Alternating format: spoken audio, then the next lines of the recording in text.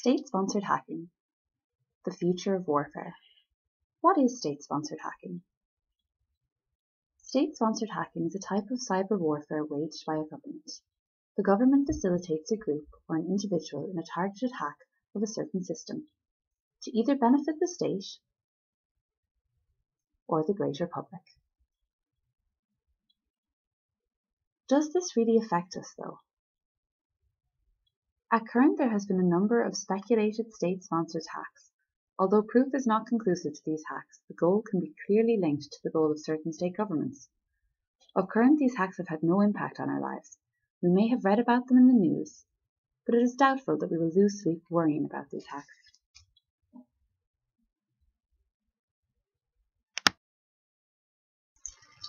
So what state-sponsored hacks should we know about? In December 2014, Sony was hacked, presumably due to the film The Interview it created depicting North Korean leader Jong-un in a bad light. This gained massive media traction worldwide and consequently led to a massive delay in the release of the film. Sony obviously feared that further attacks could cripple the company. For many people, this is the first time they witness alleged state-sponsored hacking for political reasons.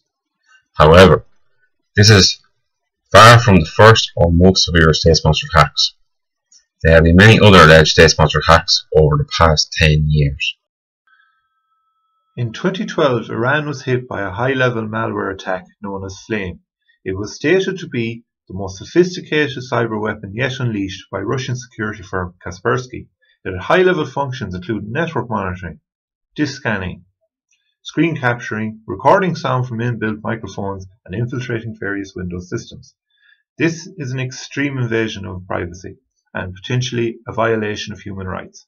This was an extremely sophisticated attack which required huge resources to execute, which would lead people to believe that it could only be state-sponsored. PRISM. What is PRISM?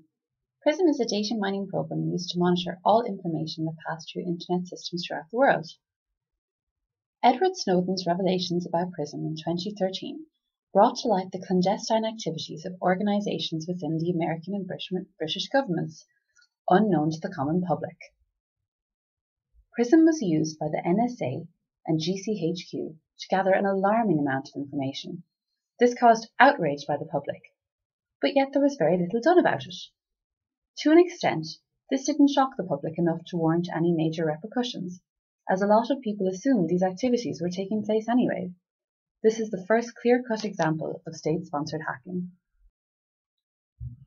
So far, we have only given examples of state-sponsored hacking that look to monitor information. However, there are examples of more malicious activities. In June 2010, a computer worm known as Stuxnet was discovered that had the potential to cause a nuclear shutdown at the Natanz nuclear facility in Iran. Stuxnet was able to manipulate the output displays of the computer systems to give the impression that the plant was running successfully. This had the potential to be catastrophic, as essentially nothing was monitoring the plant's real status. This would have remained undetected, only for it spread past its intended host and infected 58% of Iran's computer devices. This is a silent and deadly weapon. The sophistication of this weapon means that a lot of funding would have gone into its development. American government officials have hinted having involvement and have not been subtle in saying they were pleased with Iran's distress, stating, "We're glad they're having trouble with their centrifuge machine and that we, the US and its allies, are doing everything we can to make sure we complicate matters for them." To shut down Iran's nuclear facility will cause disruption to their energy systems, financial loss, and huge investment to get destroyed systems back working. The question remains whether this was an attack or an attempt to prevent warfare. Now that we have an insight into the capabilities of cyber warfare, we can debate its future. Our government have a role to protect its people, but is state-sponsored hacking going too far? The government could argue that state-sponsored hacking would avert war. If people could fight, that would be the cause of war. State-sponsored hacking could be the means of prevention of kinetic warfare by keeping our enemies weak. Like with Stuxnet, the government who created the system were able to disrupt the perceived enemy of its nuclear energy. The government can argue that this had the potential to save millions of lives at the fraction of the cost of going to war. In order to protect our people, we need to keep our enemies weak. Thus the next attack could have prevented the country from providing a cheap source of energy for its people. The attack has worsened relations between the parties involved and could lead to all-out war. How do governments think they are averting war performing acts of cyber warfare? The government could argue that state-sponsored hacking would lead to huge development in technology. But will these strides in technology matter if the technological infrastructure is disrupted? Warfare leads to great strides in technology, like GPS, computers, and the microwave. If we don't develop our own cybersecurity, other nations will surpass us. And if the need for cyber warfare arises, we may not have the ability to protect ourselves.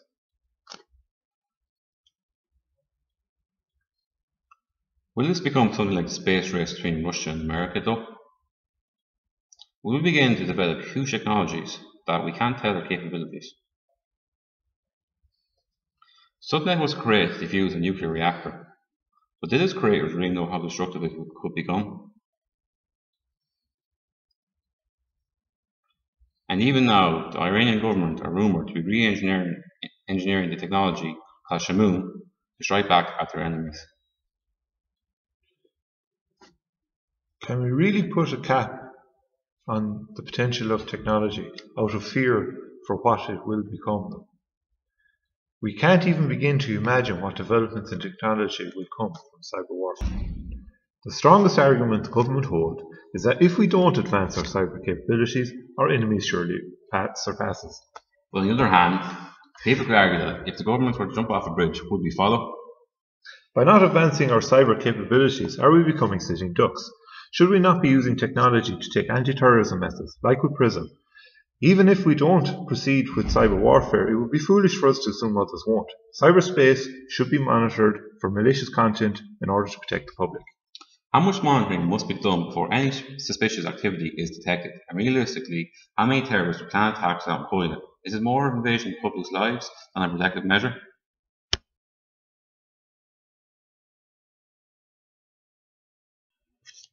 We could make many more arguments for and against state-sponsored hacking, but the fact is, these arguments are all theoretical. We have no way of knowing what the outcome of state-sponsored hacking will be. For better or for worse, it's inevitable that this will be the future of warfare. If our own government chooses not to pursue this route, another government will happily move in to take its place. We believe that although state-sponsored hacking may not be the best choice for the future, we can't leave ourselves in the shadows of other countries' cyber developments.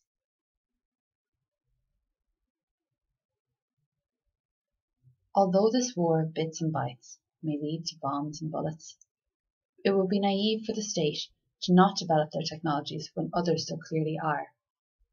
Thank you.